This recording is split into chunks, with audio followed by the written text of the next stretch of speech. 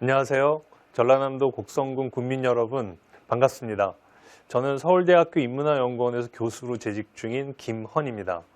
그리스 로마 고전을 연구하고 가르치는 서양 고전학자라고 할 수 있죠. 오늘 여러분들과 함께 2시간에 걸쳐서 그리스 신화와 철학에서 배우는 삶의 지혜라는 제목을 가지고 말씀을 나누고자 합니다. 2시간에 걸쳐서 하니까 중간에 한번 쉬도록 하겠는데요. 앞부분은 그리스 신화, 그리고 후반부에는 그리스 철학을 여러분과 함께 가지고 얘기해 보도록 하겠습니다. 먼저 첫 번째 시간은 그리스 신화에 관한 이야기인데요. 이 그리스 신화라는 것이 다양한 문헌 속에서 다양한 방식으로 전해지고 있습니다.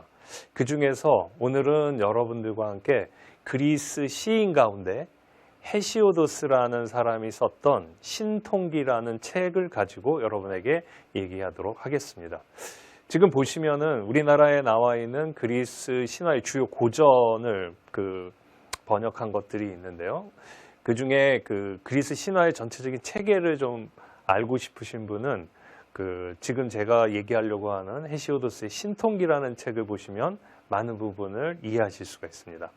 그리고 신통기라는 이 책이 기원전 한 8세기, 7세기쯤에 쓰여진 책이라고 한다면 그로부터 한 800년에서 900년 뒤에 아폴로도로스라고 알려진 사람이 쓴 또 신화집이라는 책이 있습니다.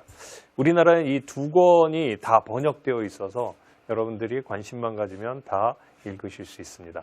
오늘 제 강연은 주로 헤시오도스의 신통기라는 책을 바탕으로 해서 그리스 신화에서 우리가 어떤 삶의 지혜를 배울 수 있을지 그걸 얘기해 보도록 하고요. 아폴로도로스의 이 신화집이라는 책은 거기에 곁들여져서 제가 좀 더 보완하는 방식으로 이야기를 진행하도록 하겠습니다. 자, 그리스 신화 하면은 가장 유명한 게 바로 제우스를 중심으로 한 올림포스 12신체제라고 할 수 있죠. 이 올림포스는 그리스에 있는 산의 이름인데요. 그리스에서 가장 높은 산이라고 알려져 있습니다. 사람들이 가장 높은 산을 보면서 저 산은 하늘과 맞닿아 있겠구나 이렇게 생각을 했겠죠. 그래서 그 높은 산 위에는 신들이 살고 있을 것이라고 생각을 했고 신들의 궁전이 있다고 생각했습니다. 그 신들의 궁전을 지배하는 자 제우스라고 알려져 있죠. 그리고 제우스는 자기 아내와 자기 형제 자매 그리고 자식들과 함께 12명을 이루면서 세계를 지배하는 걸로 알려져 있습니다. 자, 이게 가장 유명한 그리스 신화의 체계라고 할 수 있는데요.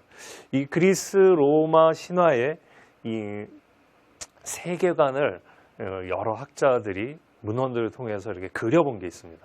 지금 보시는 게 그 문헌들을 통해서 그리스 사람들, 옛날 그리스 사람들이 세상을 어떻게 그렸는가를 이렇게 모형으로 만든 건데요. 지금 보시는 것처럼 세계의 가운데에 땅이 있습니다. 그리고 그 땅 주변을 바다가 이렇게 둘러싸고 있고요. 그리고 그 위를 하늘이라는 뚜껑처럼 이렇게 하늘이 뚜껑처럼 이렇게 덮고 있는 모습을 가지고 있다고 합니다. 그리고 땅에서 하늘만큼의 높이만큼 땅에서 지하로 내려간다 이렇게 얘기를 하죠. 그래서 지금 보시면은 전체적으로 둥근 공 모양으로 되어 있고 그 중간에 땅이 있고 그 땅을 둘러서 바다가 있는 걸로 그려집니다. 물론 저 바깥에는 아무것도 없기 때문에 더 이상 상상할 수도 말할 수도 없다 이렇게 얘기를 하죠. 자, 이런 세계를 바로 지배하는 자가 바로 제우스입니다. 특히 제우스는 하늘을 지배하는 자로 알려져 있습니다. 그렇다고 해서 제우스가 독단적으로 세상을 혼자서 지배하지는 않았습니다. 자기의 형제 자매들과 함께 세상을 나누어 다스렸는데 바다의 경우는 자기의 형인 포세이돈에게 맡겼습니다. 포세이돈은 흔히 이제 바다의 신이라고 알려져 있죠. 그리고 지하는 하데스라고 하는 자기 형님에게 맡겼습니다. 제우스의 형제는 이렇게 삼형제인데 삼형제가 사이좋게 세상을 나누어서 다스리기로 한 것이죠. 물론 이 가운데 가장 높은 지휘권, 권력을 가지고 있는 건 당연히 하늘을 다스리고 있는 제우스였습니다. 그러니까 제우스가 하늘을 다스리고 그러나 바다와 지하 세계는 자기 형님들에게 나누어서 다스리자 이렇게 얘기를 하고 서로 협상이 됐던 거죠. 자, 그러면 땅은 어떻게 되나요? 땅은 사실 그 제우스가 그렇게 얘기했답니다. 자기 형제들에게, 형님들, 저와 이렇게 세상을 3등분해서 하늘과 바다와 지하 세계는 각자의 영역으로 독립적으로 다스리고 통치하지만 이 땅의 문제만은 저희들이 같이 합심해서 해결해 나갑시다. 이렇게 얘기를 했답니다. 하지만 잘 살펴보면은 이 땅을 그냥 방치해 둔 게 아니라 제우스의 누이들에게 맡겼다. 이렇게 볼 수 있습니다. 그래서 가장 중요한 여신 중에 하나가 제우스의 부인인 헤라 여신이죠. 헤라 여신에게는, 헤라는 이제 자기의 부인이기도 하고 제우스의 부인이기도 하고 자기의 누이이기도 하죠. 그래서 이 땅에서 가장 중요한 게 무엇인가 했을 때 몇 가지를 꼽을 수 있는데, 그 중에 인간들이 서로 모여서 사는 것, 이게 이제 사회를 이룰 텐데 그 사회의 최소 단위가 가정이 될 수 있겠죠. 그리고 가정이 시작되려면 결혼이 필요하고, 그러니까 제우스는 헤라에게 이 결혼의 권한을 주었다고 합니다. 자, 또 자기의 또 다른 누이인 데메테르 여신에게는 곡물과 농사를 다스리겠다고 그러죠. 사람이 살아나가는데 가장 중요한 먹는 문제가 있지 않습니까? 그래서 먹는 것을 관장하는 것은 데메테르 여신에게 맡겼다고 그러죠. 그리고 또 하나 헤스티아 여신이 있습니다. 헤스티아도 역시 제우스의 누이입니다. 누나는 한 가정에서 가장 중요한 화로를 관장하는 그런 일을 맡아주세요 하고 이렇게 부탁을 했다고 그러죠. 그러니까 어떻게 보면은 이 땅의 문제는 자기 누이들에게 세심하게 살필 수 있도록 권한을 주었다라고 볼 수 있습니다. 가정을 이루는 결혼, 그리고 가정을 이뤘을 때 거기서 가장 중요한 화로, 그리고 사람들이 먹고 사는 곡물, 이 세 가지가 가장 중요하다고 생각했는지 제우스는 바로 이 세 여신에게, 자기의 누이인 세 여신에게 이렇게 맡겼다고 합니다. 자, 보시면 어떻습니까? 그리스 신화에서 가장 특징적인 것을 꼽아라 그러면 우리는 이제 제우스라는 신을 내놓지만 제우스가 세상을 다스리는 방식을 잘 보면은 자신이 가장 강력한 권한을 갖고 있지만 자신이 모든 것을 다 관여하려고 하지 않았습니다. 관리하려고 하지 않고 각자에게 전문 영역을 주면서 각자의 영역을 존중해주고 각자에게 자유와 책임과 권한을 주었다고 할 수 있습니다. 자, 이런 세상을 나누어 다스린다는 개념, 이게 어떻게 보면 그리스 신화가 주는 그런 어떤 교훈이라고도 할 수 있습니다. 세상이 굉장히 복잡하지 않습니까? 그러니까 그 복잡한 부분, 장소의 의미도 있을 수 있고 여러 가지 직능의 의미도 있을 수 있는데, 이 복잡한 세상을 만약 한 사람이 또는 하나의 존재가 독재적인 권한을 가지고 이끌어 간다라고 했을 때 세심한 부분에서 놓치는 게 많겠죠. 그러니까 전체적인 질서를 잡고 그걸 관리하는 최고의 통치자가 있는 거는 필요하겠지만 거기에서 그치지 않고 그 최고의 권력자가 독재적으로 모든 것을 하지 않고 각 영역에 자유를 주고 그들과 함께 세상을 같이 다스려 나가는 이런 모습이 그리스 신화에서 나타나는 모습이라고 볼 수 있습니다. 제우스가 최고의 권력자로 등극하면서 이렇게 자신을 도왔던 형제 자매에게 권한을 주었던 것 말고도 자식들에게도 권한을 주었습니다. 제우스의 자식은 거의 70여 명이나 된다고 그럽니다. 그 중에서 제우스가 봤을 때 가장 똘똘한 그런 자기 자식들 8명을 골라서 자신과 함께 올림포스 산에서 세상을 다스리는 일을 같이 해나갔습니다. 지금 보시면은 아테나, 아폴론, 아르테미스, 아레스, 헤파이스토스, 헤르메스, 디오니소스, 아프로디테 이렇게 쭉 있지 않습니까? 이게 다 제우스의 자식들입니다. 제우스는 세상을 다스리는 최고의 권력을 잡고 나서도 여러 가지 영역을 자기 형제 자매와 나눈 것과 마찬가지로 자기 자식들에게도 적절한 역할과 권한을 주었습니다. 그렇게 해서 세상을 전반적으로 통치해 나가지만 여러 가지 영역에서는 어떤 전문적인 일을 할 수 있도록 길을 여러 신들에게 열어주었던 거죠. 이런 점이 바로 그리스의 통치 체제, 그리고 그리스인들이 가장 이상적으로 생각하는 세상의 모습이었다, 이렇게 볼 수 있습니다. 각각 이런, 잘 아시겠지만 아테나 여신에게는 뭐 지혜와 전쟁을 관할하는 그런 권한을 주었고, 뭐 태양의 신 아폴론, 달의 신 아르테미스, 이런 식으로 다 나누어 주었습니다. 자, 제가 지금 말씀드리면서 주로 그리스의 신들 이름으로 했는데, 화면에서 보시는 것처럼 각각의 신들 이름 밑에 아테나, 아폴론 밑에 노란색으로, 노란 박스로 또 이름이 나가죠. 그 이름은 로마 신화에서 나오는 이름입니다. 우리는 그리스 로마 신화 이렇게 얘기를 하는데, 사실 그리스 신화가 따로 있고 로마 신화가 따로 있었다고 볼 수 있죠. 그런데 로마인들이 그리스 신화를 만나보면서 그걸 전부 자기네 걸로 수용을 했습니다. 그리고 이름만 바꿨기 때문에 그리스 로마 신화는 내용적으로 거의 비슷하고 이름만 다릅니다. 그래서 제가 오늘은 그리스 신화를 가지고 얘기하기 때문에 그리스 신화에 나오는 신들의 이름 또는 영웅들의 이름으로 얘기를 하지만, 참고적으로 로마에서는 어떤 식으로 이름을 붙이는가 부르는가 하는 거를 잠깐 이렇게 보여드리겠습니다. 자, 그리스 신화를 얘기하면 많은 분들이 가장 의아해하고 가장 인상적으로 생각하는 게 제우스일 겁니다. 그리고 제우스는 어떤 존재냐 하고 물어보면 대부분의 분들이 제우스는 바람둥이죠. 제우스 상당히 말썽부리고 제멋대로입니다. 이렇게 말들을 많이 하시죠. 그 말의 일부는 맞습니다. 제우스의 이야기를 쭉 모아보면은 아까 제가 자식들이 한 70명이 넘는다고 그랬는데, 그 70명이 넘는 자식들을 하나의 여신 또는 하나의 여인이 낳은 건 아닙니다. 수많은 여신들과 여인들과 사랑을 나누면서 제우스는 수많은 자식을 낳았던 거죠.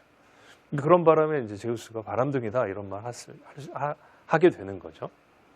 제우스의 정식 부인은 헤라입니다. 헤라라는 여신과 제우스, 이 둘이 정식 부부라고 할 수 있습니다. 그런데 제우스는 헤라와 사랑을 나누고 그리고 그 정절을 지킨 게 아니라 또 헤라 이외에 다른 여러 여신들과 사랑을 나누면서 많은 자식들을 낳았죠. 자, 왜 제우스가 이런 바람둥이가 되었을까요? 여러 가지로 해석이 가능합니다. 여러 신화학자들은 여기에 대해서 크게 한 3가지쯤 얘기할 수 있을 겁니다. 첫 번째는 이 신화라는 게 인간이 가지고 있는 어떤 삶의 모습을 은유나 상징적으로 보여주는 거라고 하거든요. 그랬을 때 이 신이라는 존재는 인간을 뛰어넘는 존재이긴 하지만 인간의 상상력 속에서 나왔기 때문에 인간이 하고 싶어하는 어떤 욕망, 그리고 바라고 있는 이상, 그리고 꿈, 이런 것들을 인간인 존재로서는 실현하기 어렵지만 머리에서 상상할 수는 있지 않습니까? 그러니까 그 상상력을 투영시켜서 그려낸 존재가 바로 신이다, 이렇게 얘기를 합니다. 그런 점에서 모든 신은 인간의 욕망과 인간의 어떤 이상을 상징적으로 나타내는 존재다, 이렇게 볼 수 있습니다. 인간에게는 여러 가지 욕망이 있죠. 그 중에 성적인 욕망, 또 에로스적인 욕망이 있습니다. 그 욕망을 우리는 모두 다 채울 수가 없죠. 우리가 마음속에 품는 대로 그런 욕망을 다 채운다면은 아마 우리도 제우스 같은 바람둥이가 되겠죠. 그런 점에서 어떤 신화학자들은 제우스라는 존재는 남성이 갖고 있는 그런 어떤 성적 욕망을 형상화한 것이다, 이렇게 설명을 합니다. 자, 또 다른 관점에서 보자면 제우스가 최고의 통치자이기 때문에 인간의 역사를 돌아보면은 어느 나라든 어느 민족이든 다 그 최고 권력자가 한 여인에게만 충성하지 않았습니다. 충실하지 않았죠. 많은 첩들을 두고 또는 많은 아내들을 두었습니다. 그 이유가 뭘까요? 대를 이을 자식들을 얻으려고 하는 이유도 있었고, 또 그 권력을 잡은 초기에는 지방에 많은 세력들이 있죠.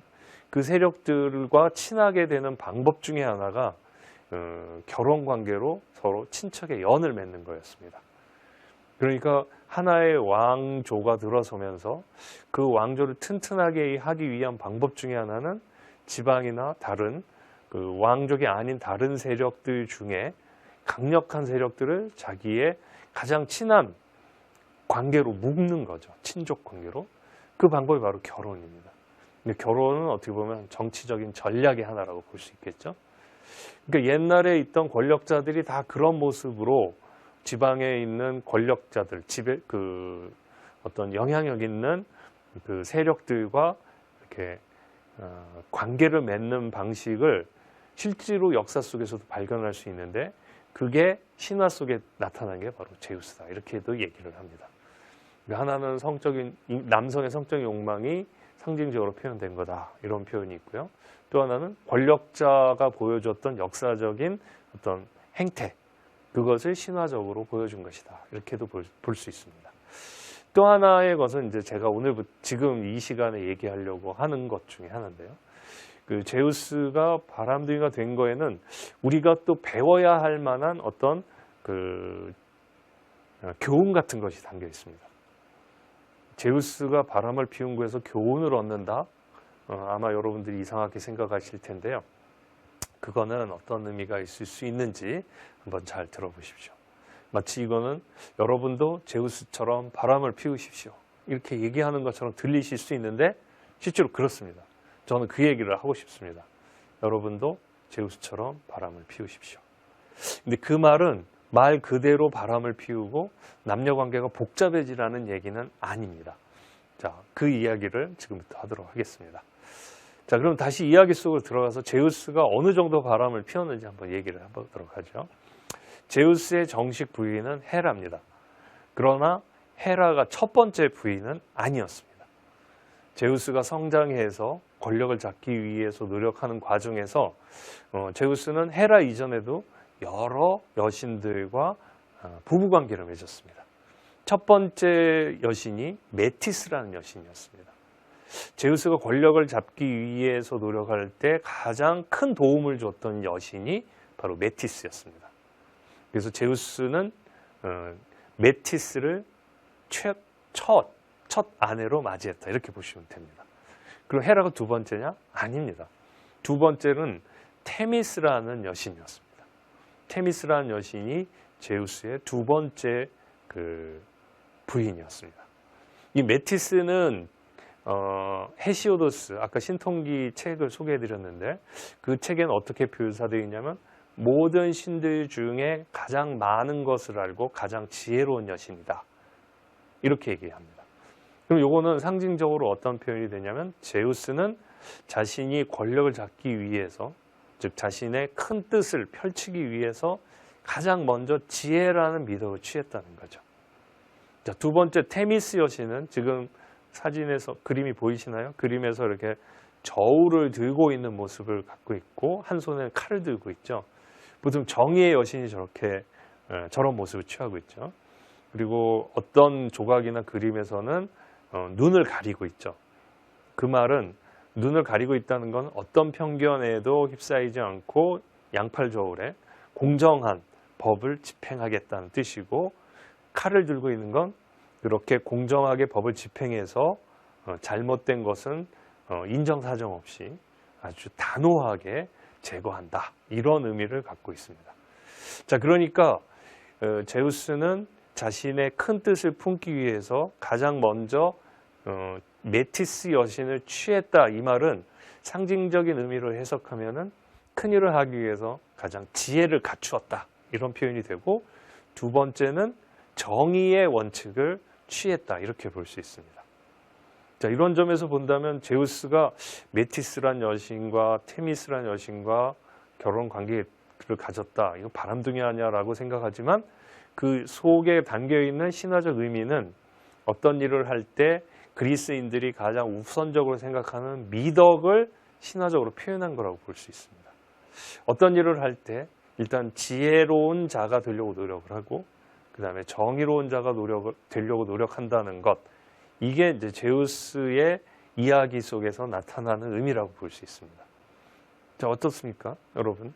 여러분도 어떤 일을 할 때 머리를 쓴다, 지혜롭게 어떤 일을 계획하고 실행하는 방법을 찾아낸다.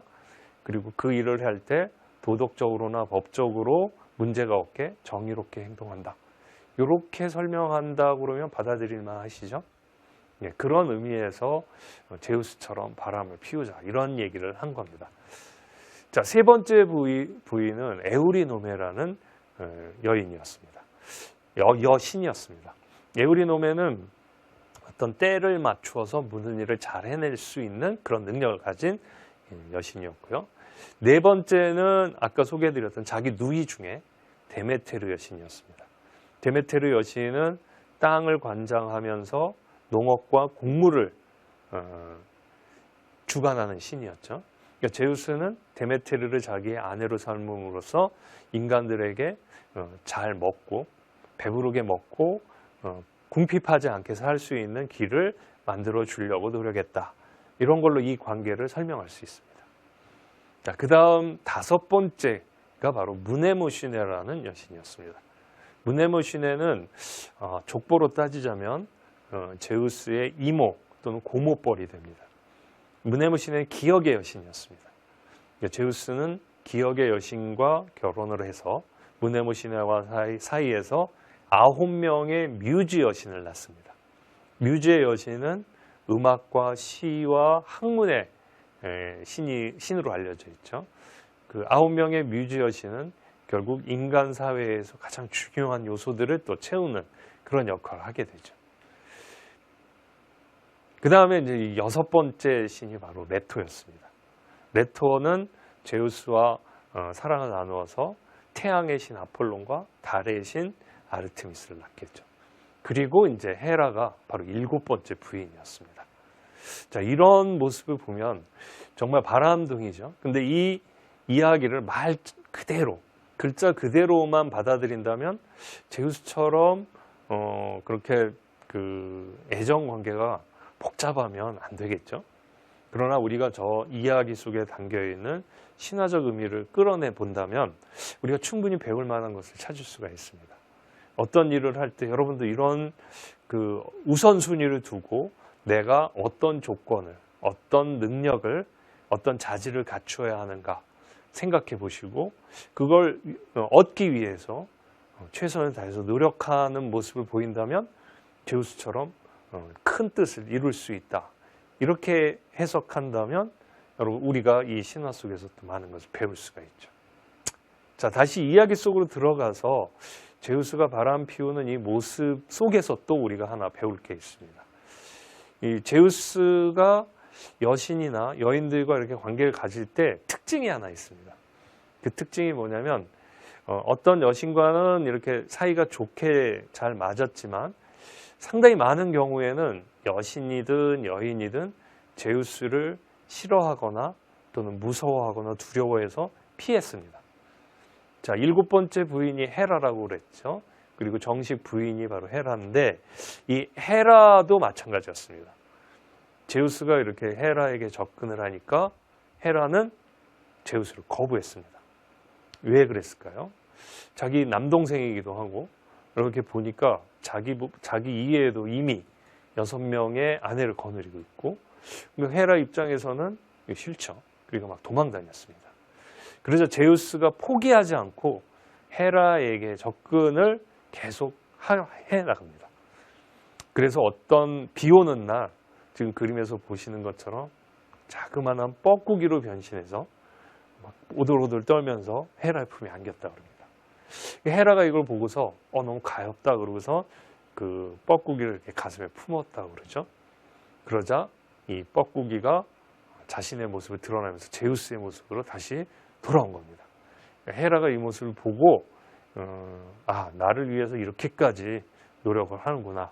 그래서 제우스를 받아들이고 제우스와 이 부부관계를 맺었다고 그러죠. 물론 이제 그 다음부터는 조건이 있다. 앞으로는 나만을 정식 부인으로 생각하고 자신을 이러지 말자. 이렇게 얘기를 했답니다.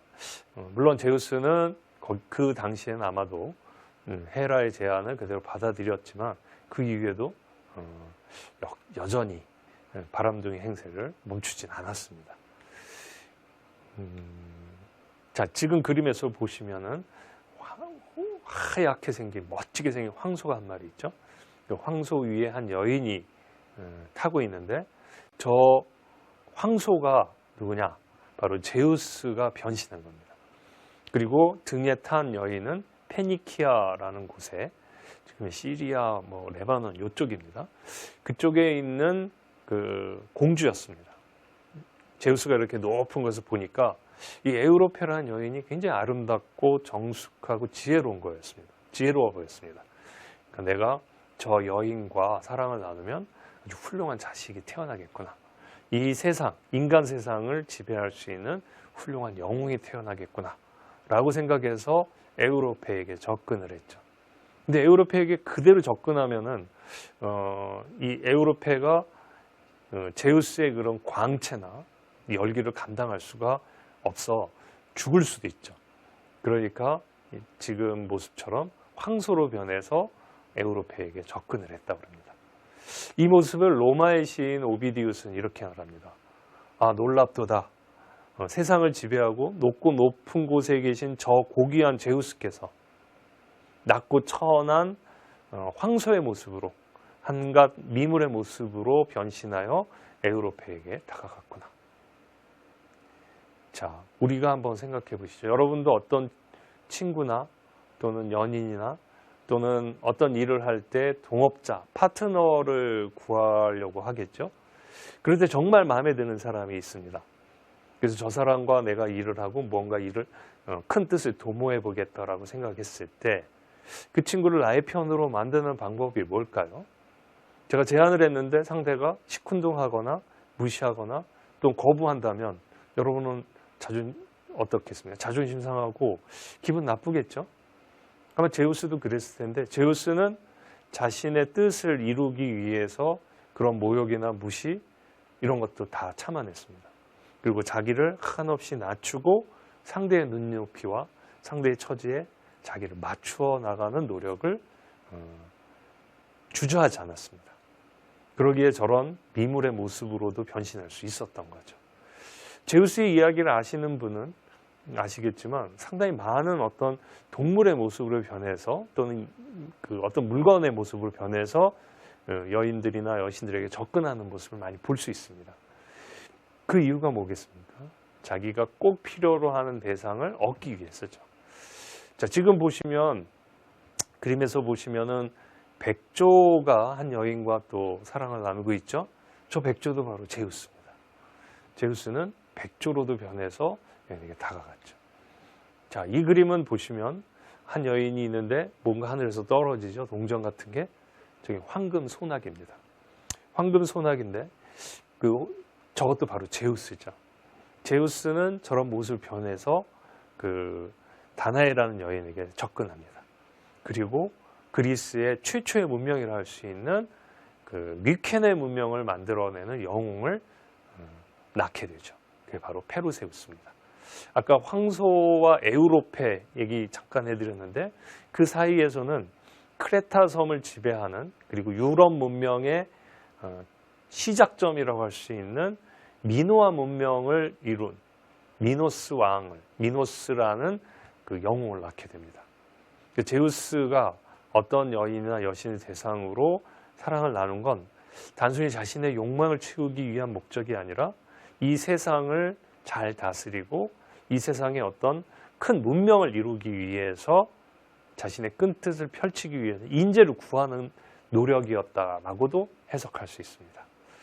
이 이야기 자체를 글자 그대로 읽으면 이거는 정말 바람둥이 남자가 바람을 피우는 애정행각에 불과하지만 그 속의 이면을 들여다보면 그리스인들은 바로 이 제우스의 이야기를 통해서 신화를 통해서 역사를 설명하고 역사적인 어떤 교훈을 주려고 그랬는데 그렇다면 이 신화는 단순히 신화로 황당한 옛날 얘기로 끝나는 게 아니라 그리스인들의 또 유럽인들의 문명사를 얘기하는 거라고 볼 수 있습니다. 그 속에서 제우스가 어떤 모습을 보여주었는가. 이 세상을 잘 다스리고 인간 세계의 문명을 만들어내기 위해서 필요한 인재를 구하는 노력을 했겠죠. 그 노력이 바로 지금 이런 모습으로 나타나는 겁니다. 정리하자면 이렇습니다. 제우스에게 우리가 무엇을 배울 것인가? 이런 말을 할 수 있습니다. 이런 질문을 한번 우리 스스로에게 던져볼 수 있죠. 우리는 우리가 하고자 하는 일에, 내가 품은 큰 뜻에, 내 꿈을 이루기 위해서 꼭 필요한 협력자, 인재를 얻기 위해 나를 낮추고 나를 변화시키는 노력을 얼마나 치열하게 했는가. 사실 상대에게 나를 맞춘다는 건 굉장한 노력이 그리고 용기가 필요하죠. 괜히 자존심 상하는 것 같고 좀 어색하기도 하죠. 하지만 큰 뜻을 품고 그 뜻을 이루기 위해서 정말 필요한 협력자 또는 스승, 제자 이런 사람이 필요하다면, 부하 직원 이런 사람이 필요하다면 내가 상대를 강압적으로 끌어당겨서 내 편으로 만드는 것이 아니라 나를 낮추고 나를 상대에게 맞게끔 해주고 또 나를 낮추는 그런 노력이 필요하다는 거죠. 자, 바로 제우스가 이런 모습을 보여줬던 겁니다. 아마도 어려서 이런 이야기를 듣던 그리스 사람들은 나중에 어른이 되어서는 이 이야기 속에 담겨있는 그 뜻을 하나씩 깨달아갔을 것입니다. 그리고 이것을 지혜롭게 받아들인 사람은 자신이 품었던 큰 뜻을 이루기 위해서 이 제우스를 항상 생각하면서 노력을 하는 모습을 보이지 않았을까 이런 생각이 듭니다. 자, 제우스 이야기가 나왔으니 한번 제우스가 이런 노력을 통해서 어떤 방식으로 권력을 잡았는지 조금 더 자세히 알아보도록 하겠습니다.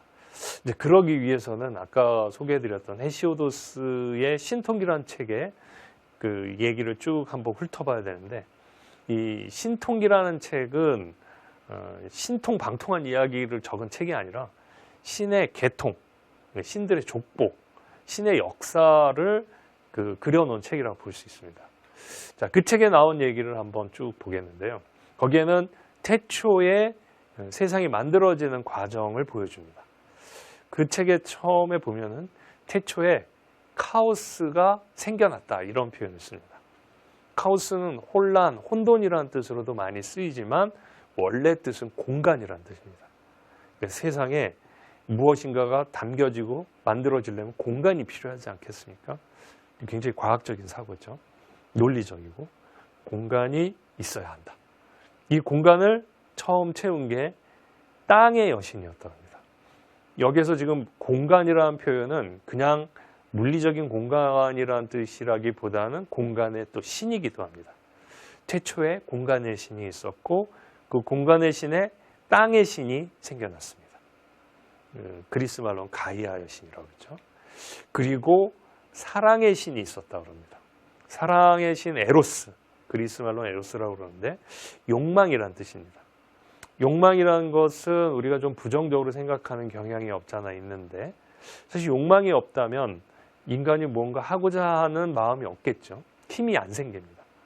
그래서 그 에로스라는 거, 욕망이라는 거, 사랑이라는 것은 우리가 무언가를 열심히 할 수 있게 해주는 원동력, 힘이라고 할 수 있겠죠. 자, 이게 최초의 신이었답니다. 공간의 신과 땅의 신, 그리고 사랑의 신, 욕망의 신. 욕망의 신이 가이아를 추동했습니다. 그러자 가이아가 자식을 낳기 시작했답니다. 처음 낳은 신이 하늘의 신이었답니다. 땅이 하늘을 낳은 거죠. 하늘은 땅의 아들입니다. 그 다음에 산의 신을 낳았다고 합니다. 그리스 말로 우레아라고 그러고요. 그리고 그 다음에 바다의 신을 낳았답니다. 땅의 신이, 땅의 여신이 혼자서 하늘과 산과 바다를 만들었다는 거죠. 자, 이 모습 속에서는 가이아가 최초의 지배자가 되겠죠. 그리고 자식들에게 말합니다. 하늘아, 너는 나를 사방에서 감싸거라. 산아, 너는 내 이 연약한 피부를 감싸거라. 그리고 바다에게는 자기의 허리, 그러니까 자기 둘레를 이렇게 감싸고 있어라. 이렇게 얘기를 했답니다. 지금 제가 그려드린 이 모습이 어떻게 보면 세계의 원초적인 모습이라고 할 수 있죠. 가이아는 세상의 최초의 지배자가 되면서 자기 자식들을 낳고 그 자식들에게 위치를 주었습니다. 그 자기 나름대로의 질서를 가지고 자기를 세계의 중심에 놓았던 거죠. 자, 이게 최초의 모습입니다. 자, 자식들이 말을 잘 들었다면 이 모습 이대로 계속 지속이 됐겠죠. 그러나 이 중에 우라노스가 어머니가 세워놓은 질서를 거역합니다. 사방에서 어머니를 이렇게 감싸야 되는데 뒷부분, 밑부분을 쭉 끌어올리면서 자기가 어머니 위에 이렇게 군림합니다. 좀 과격하게 말하자면 어머니를 짓밟고 일어선 거죠. 새로운 질서가 생겼습니다. 이 권력이 그래서 우라노스에게 넘어간 거라고 볼 수 있는데 이때 권력이 넘어가는 과정은 평화롭지 않습니다. 땅의 여신이 하늘에게 네가 내 아들이고 첫 아들이니까 네가 세상을 다스려라 이렇게 권력을 준 게 아니라 이 아들이 어머니에게 도전해서 어머니를 짓밟고 일어서면서 권력을 빼앗은 거죠. 험악한 이야기죠. 자, 그런데 우리가 여기에서 또 하나의 교훈을 얻을 수 있습니다. 사실 땅은 새로운 질서를 만들어내죠. 그리고 자식들에게 말합니다. 이 질서 속에서 살아라. 질서를 지키며 살아라. 그러나 우라노스는 그것을 거역했습니다. 그리고 새로운 질서를 만들었죠. 인간 세계가 다 그렇죠. 우리가 모든 사람이 다 어린 시절이 있습니다. 어린 시절에 태어나 보면 이미 세상은 만들어져 있는 속에 내가 편입되는 시기 되죠. 그러나 거기에서 만족한다면 사회는 변화가 없고 역사엔 발전이었겠죠. 누군가가 기존의 질서를 대상으로 도전하고 싸우지 않는 한 새로운 역사 만들어지지 않죠. 기존의 질서에 도전하는 자만이 새로운 질서를 만들어내고 새로운 역사를 만들어내고 자신만의 세계를 만들어낼 수 있다. 이게 이 이야기 속에 담겨있는 하나의 교훈이라고 볼 수 있습니다. 그리스인들이 재미있는 게 이런 이야기를 자기 자식들에게 해주면서 역사를 이어왔다는 거죠. 우리는 어떤 식으로 교육을 하죠? 자녀 교육을? 엄마 아빠 말씀 잘 들어라. 학교 갈 때도 선생님 말씀 잘 들어라. 주로 기존 질서에 순응하는 법을 강조하죠. 그게 미덕이라고 생각하고 그게 성공의 비결이라고 생각하는데 그런 점에서 보면 이제 그리스인들하고 아주 천차만별이죠. 큰 차이가 있죠. 그리스인들은 새로운 질서를 세우고 기존의 질서에 도전하지 않으면 새로운 질서를 만들 수 없다. 이런 식으로 자식들에게 어떤 용기를 부어주고 도전을 제한하는 방식의 교육을 했다라고 볼 수 있습니다. 자, 이렇게 권력을 잡은 우라노스는 자기의 어머니인 가이아, 즉 하늘의 신은 땅의 신과 결혼을 하게 됩니다. 자기 부인으로 삼게 되는 거죠. 그리고 자식을 낳게 됩니다. 자, 그 첫 번째 낳은 자식들이 12명의 티탄 신족이라고 합니다. 자, 이렇게 자식들이 태어나자 우라노스는 마음이 어땠을까요? 자식들이 태어나면 다 귀엽잖아요. 그런데 우라노스는 자기가 어머니를 딛고 일어서서 권력을 잡았기 때문에 이 자식들을 두려워했답니다. 이 자식들이 커서 나를 밀어내고 권력을 잡으면 어떡하나. 이 자식들이 또 다 하나하나가 등치가 크고 어마어마한 능력을 갖고 있었습니다. 그러니까 우라노스는 더 무서웠겠죠. 이 자식뿐만 아니라 그 3명의 외눈 거신 그리고 3명의 백수 거신도 나왔답니다. 눈이 하나밖에 없는 이마에 하나밖에 없는 거대한 신이 3명 그리고 온몸에 손이 100개가 달린 거신이 태어났다는 거죠. 자, 우라노스는 이 자식들이 두려워서 얘네들을 다 그 땅 속에 가두었다고 합니다. 땅 속이라는 건 땅의 여신 가이아의 자궁이라고 할 수 있지 않습니까? 어머니의 뱃속에서 태어났는데 다시 그 속으로 들어간 거죠. 자, 이건 어떻게 보면 기존 기성세대의 특징이라고도 볼 수 있겠죠. 우라노스는 기성세대의 특징을 또 잘 보여줍니다. 자기는 비록 어머니를 딛고 일어서면서 새로운 세상을 만들었지만 자식들이 태어나니까 얘네들을 땅속에 가두었습니다. 땅속에 가둔다는 건 기존 질서하에 가두어 놓는다는 것이죠. 이거는 어떻게 보면 기성세대의 특징이라고 볼 수 있죠. 자, 이렇게 갇히니까 그 아이들도 괴롭고 어머니도 괴로웠습니다. 그래서 가이아, 땅의 여신이 자식들을 다 모아놓고 얘기를 합니다. 너희 아버지가 나를 딛고 일어서서 세상을 지배하더니 지금 폭력적으로 너희들을 가두고 세상을 독재를 하고 있다.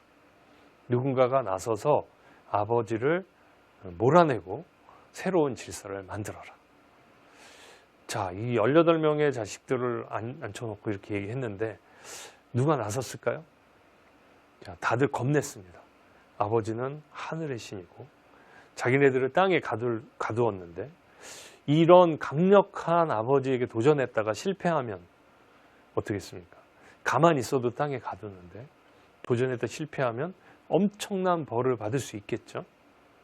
차라리 좀 어둡더라도 땅속에 조용히 지내는 게 좋을 수도 있겠죠. 현실에 안주하고 싶은 마음, 도전에 대한 두려움, 실패에 대한 두려움, 이런 게 이 자식들을 엄습했을 겁니다. 하지만 그 중에 티탄 신족 12명 중에 막내였던 크로노스가 나서게 되죠. 크로노스가 나서서 어머니 제가 해보겠습니다. 그러자 가이아 여신이 기뻐하면서 이 크로노스에게 지금 보시는 것처럼 거대한 낫을 줬답니다. 이걸 가지고 있다가 너희 아버지가 밤마다 어둠을 끌어내면서 이 땅 아래로 내려온다. 그때 아버지를 거세해라. 그래서 지금 그림에서 보시는 것처럼 실제로 크로노스는 우라노스에게 불의의 이기를 가해서 그 우라노스를 거세하죠. 거세당한 우라노스는 멀리 도망갔답니다. 이렇게 해서 크로노스가 아버지를 거세하고 세 번째 세상의 지배자가 됩니다. 역시 기존 질서에, 기존 세력에 도전하는 자만이 새로운 세계를 만들어낼 수 있는 권한을 가질 수 있다. 이런 걸 여기서 보여주겠죠. 자, 크로노스는 이렇게 아버지를 몰아내고 세상의 권력자가 되었습니다. 참 그 그리스 신화 보면 이런 식으로 좀 잔혹하고 또 하극상적인 요소들이 많이 있습니다. 자, 크로노스는 그렇게 해서 자기 누이 중에 레아와 결혼을 하고 자식들을 낳습니다. 또 자, 크로노스가 자식들이 태어날 때마다 기분이 어땠을까요? 지금 그림에서 보시는 것처럼 아주 끔찍하게 자기 자식을 들고 날아가죠. 이게 사랑하는 모습인가요? 아닙니다. 크로노스 역시 자기 아버지를 거세하고 권력을 잡았기 때문에 자식들이 두려웠습니다. 이 자식들이 자라나서 나를 몰아내면 어떡하나. 이 걱정이 돼서 자식들이 태어날 때마다 집어삼켰답니다. 지금 그림에서 막 뜯어먹는 모습으로 잔혹하게 나와 있죠. 더 험악한 모습도 있는데 그냥 이렇게 꿀꺽 삼켰다 그럽니다. 부인인 레아는 자기가 낳은 자식을 남편이라는 자가, 아버지라는 자가 다 집어삼키니까 고통스러웠습니다. 어머니의 뱃속에서 아버지의 뱃속으로 넘어가는 거죠. 자, 크로노스가 자기 자식들을 집어삼킨다는 건 어떤 의미가 있을까요? 이거 역시 기성세대의 특징을 보여줍니다.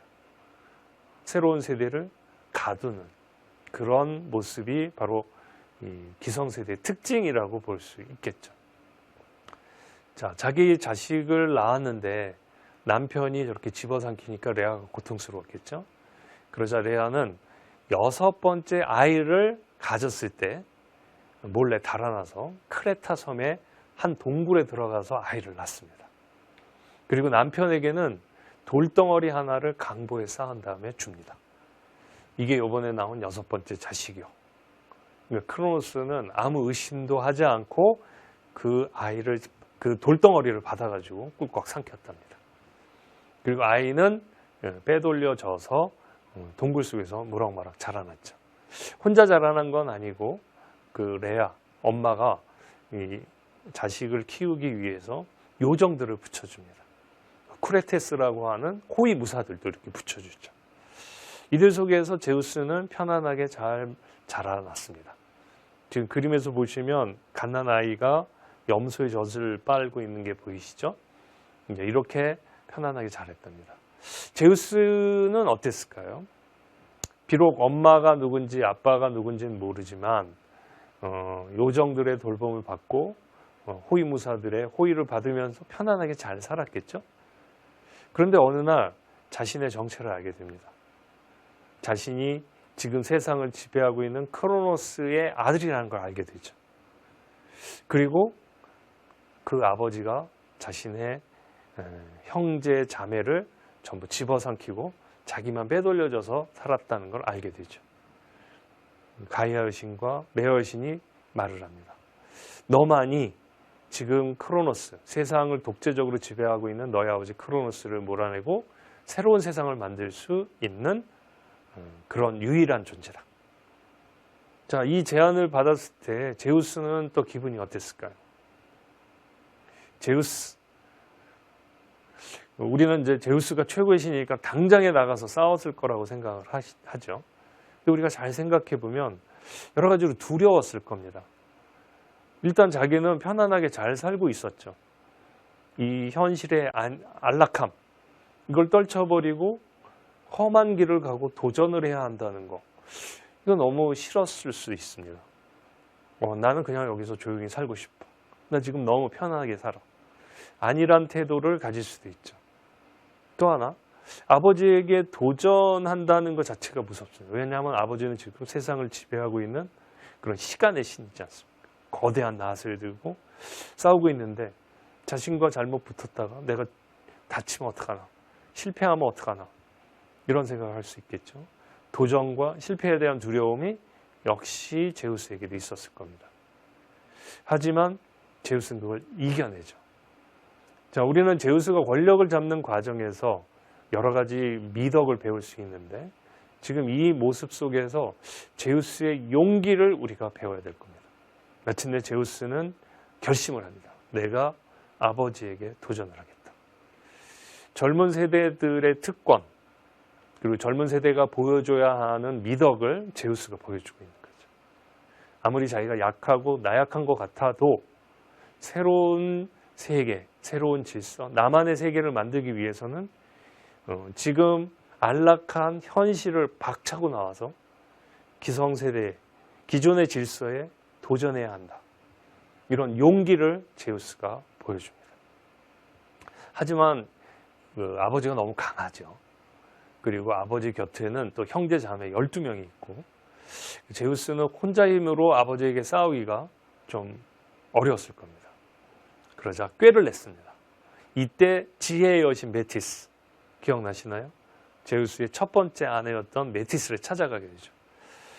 제우스는 자기의 큰 뜻을 이루기 위해서 가장 먼저 지혜를 구했다는 겁니다. 용기와 함께 두 번째 미덕 지혜를 우리가 제우스에게서 배울 수 있습니다. 메티스 여신을 찾아갔다는 게 힘으로 덤벼들지 않고 머리를 짰다는 거죠. 머리를 썼다는 거죠. 그래서 지혜를 짜낸 거죠. 메티스는 제우스에게 이렇게 조언합니다. 너는 혼자 싸우기 어려우니 너의 형제 자매를 구해라. 너의 아버지의 뱃속에 갇혀있는 형제 자매를 구해라. 그래서 약을 줬고 제우스는 꾀를 내서 크로노스에게 그 약을 먹이게 됩니다. 그래서 크로노스는 그동안 삼켰던 자기의 제우스의 형제 자매, 크로노스의 자식들을 모두 토해내게 되죠. 맨 먼저는 제우스 대신 삼켜졌던 돌덩어리가 튀어나왔다고 합니다.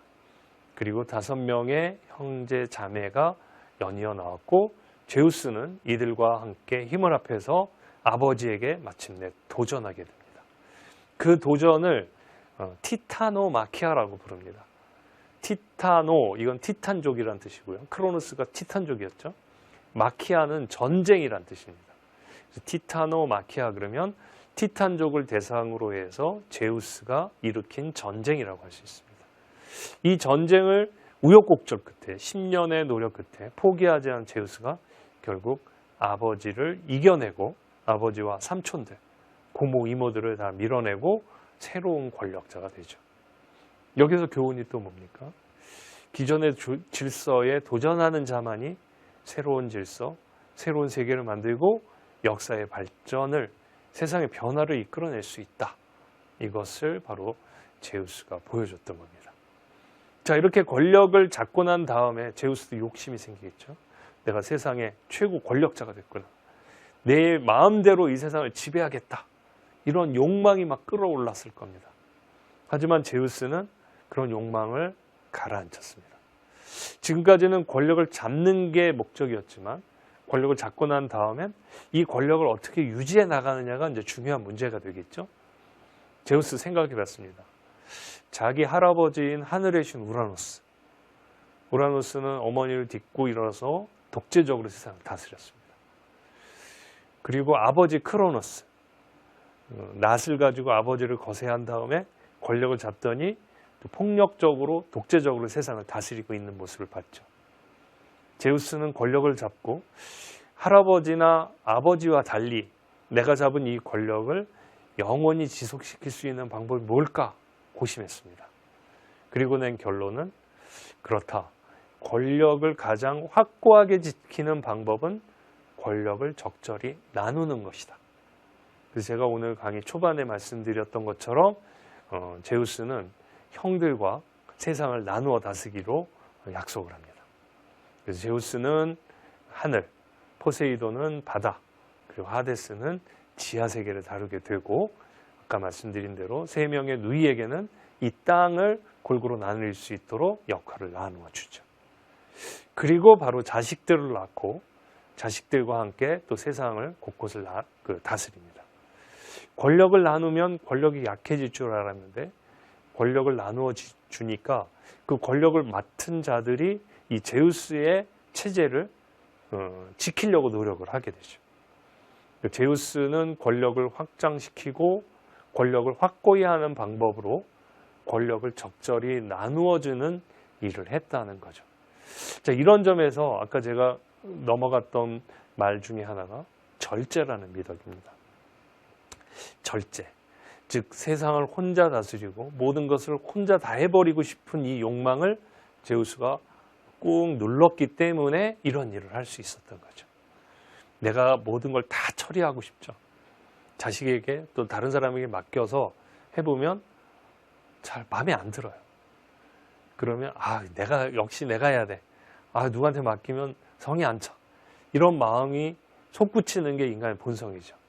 하지만 제우스는 그걸 누르고 상대에게 권한과 자유를 주었던 거죠. 그리고 책임을 지게 만드니까 세상이 잘 다스려져 나간 걸 볼 수 있습니다. 지금 그림에서 보시는 것처럼 8명의 자식들에게도 각각 역할을 주고 그 역할에 따라서 일을 하게 됩니다. 이 신들이 다 헤라, 제우스의 부인이 헤라에서 나온 자식들은 아닙니다. 여기 보시면 아테네는 메티스 여신이고 메티스 여신의 자식이고 레토, 헤라, 마이아, 세멜라, 디오네 이런 식으로 자식들이 쭉 다른 여신들을 통해서 나온 걸 볼 수 있습니다. 자, 이런 점에서 보면 제우스는 세상을 함께 다스려 나가기 위해서 인재를 필요로 했고 그 인재를 얻기 위해서 노력을 했던 겁니다. 그게 이야기 속에서는 바람을 피우는 이야기로 도덕적으로 안 좋은 것처럼 나오지만 우리가 그 신화를 걷어내고 그 속에 담겨있는 의미를 찾아보면은 바로 인재를 얻기 위해서 다양한 노력을 한 제우스의 모습으로 나올 수 있습니다. 여러분이나 저나 어떤 일을 해나갈 때 나를 도와주고 내가 믿고 나를 믿어주는 그런 사람이 곁에 있을 때 일을 잘 해나갈 수 있습니다. 그런 사람을 얻기 위해서 우리는 얼마나 노력을 하는가. 나의 혈통, 나의 학연, 나의 지연 이런 그 범위 내에 갇혀 있는 건 아닌가.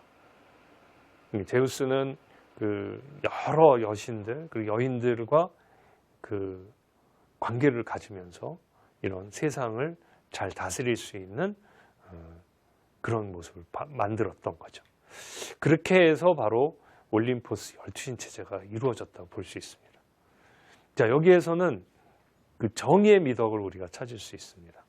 정의의 미덕. 그리스에서 정의라는 것은 어떻게 정의되냐면 각자가 자신의 몫을 다하는 것. 이것을 정의라고 얘기합니다. 만약 각자가 나에게 주어진 자신에게 주어진 몫을 다하지 않으면 어떤 일이 벌어지죠?